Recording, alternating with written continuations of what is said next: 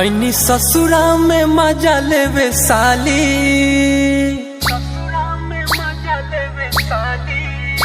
ऐनी ससुरा में मजा लेवे साली।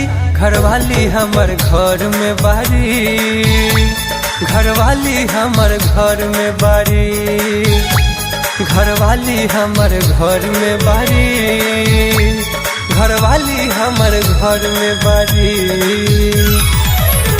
कहानी हम ले ला निशानी, कहानी हम ले ला निशानी। घरवाली हमर घर में बारी, घरवाली हमर घर में बारी, घरवाली हमर घर में बारी, घरवाली हमर घर में बारी।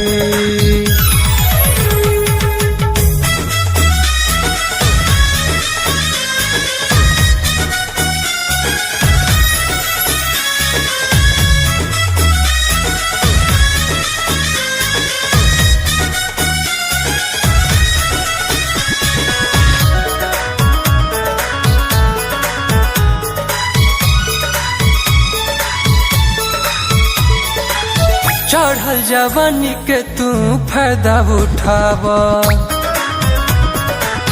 चढ़ल जवानी के तू फायदा उठाव।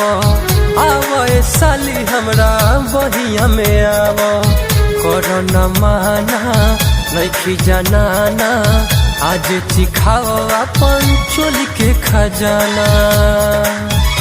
कबो एक हाथ से बाजे न ताली, कबो एक हाथ से बाजे न ताली।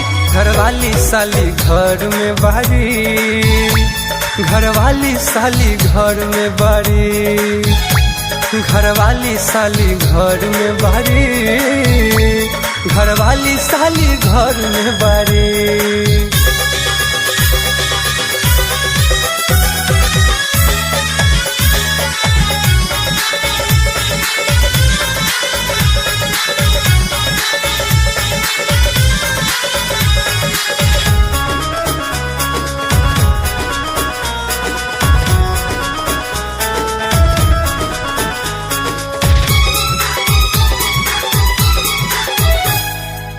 मंटू मन मोही आज करी है नेवान हो, गुंजन यादव आज करी है नेवान हो।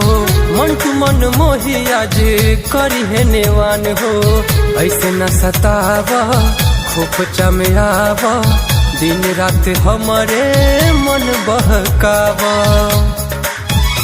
आज रतिया लागता बीती खाली, आज रतिया लागता बीती खाली। घरवाली हमर घर में बारी, घरवाली हमर घर में बारी, घरवाली हमर घर में बारी, घरवाली हमर घर में बारी।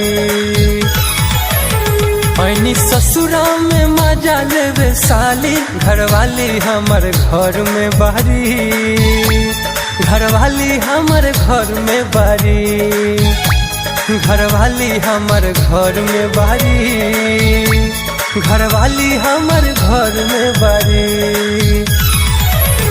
कहानी हम ले ला निशानी, कहानी हम ले ला निशानी। घरवाली हमर घर में बारी, घरवाली हमर घर में बारी, घरवाली हमर घर में बारी, घरवाली हमर घर में बारी।